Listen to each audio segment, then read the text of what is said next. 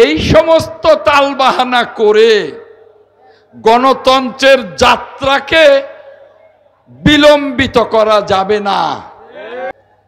পরবর্তী সময়ে আন্দোলনরত সকল রাজনৈতিক দলকে নিয়ে সংস্কারের ৩১ দফা জাতির সামনে ঘোষণা করেছেন। আমরা শুনেছি বিএনপি ক্ষমতায় যাওয়ার পর এই ৩১ দফা একটা একটা করে সংস্কার প্রস্তাব বাস্তবায়ন করে আমরা সমৃদ্ধ বাংলাদেশ আমরা প্রতিষ্ঠা করব। আর তারপরে আবার তারা বলে বিচার চাই, ফ্যাসিবাদের বিচার চাই। আরে বিচার তো চলছে, এ তো চলমান প্রক্রিয়া। আমাদের সরকার আসলেও ওই বিচার চলমান থাকবে। তাই এই সমস্ত তালবাহানা করে গণতন্ত্রের যাত্রাকে বিলম্বিত করা যাবে না। জনগণের ভোটের অধিকার থেকে জনগণকে বঞ্চিত করা যাবে না। জনগণ ভোট দেবার জন্য মুখিয়ে আছে।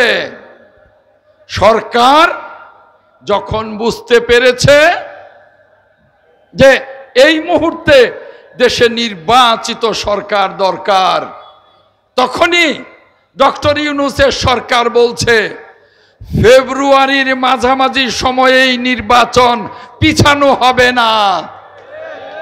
আমরা আপনাদেরকে বলতে চাই, আজ সখীপুরবাসী আগামী নির্বাচনে আপনাদেরকে ধানের শীষের দাওয়াত দিতে চাই। আজকের এই প্রতিষ্ঠা বার্ষিকীর অনুষ্ঠান থেকে একটি কথা স্পষ্ট বলতে চাই, আমার এই প্রিয় সখীপুরবাসীকে অনেকে অনেক লোভ লালসা দেখিয়ে আমার সরল সোজা সখীপুরবাসীর কাছ থেকে ভোট নিয়েছেন, কিন্তু প্রতিশ্রুতি ভঙ্গ করেছেন সকলেই। যারা ভোট নিয়ে পাশ করেছেন তারা বলেছিলেন সখীপুরের যে কালো আইন, আটিয়া বন আইন, এই আটিয়া বন আইন তারা বিলুপ্ত করবে।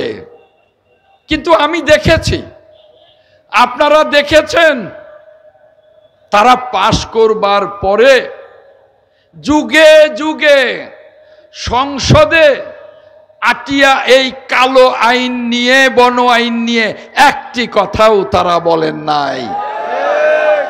একটি কথা কেউ বলেন নাই যারা যারা নির্বাচিত হয়েছেন। আপনাদের বলতে চাই, ওই ৫ই আগস্টের অভ্যুত্থানের পরে মাত্র ২.৫-৩ মাস পরেই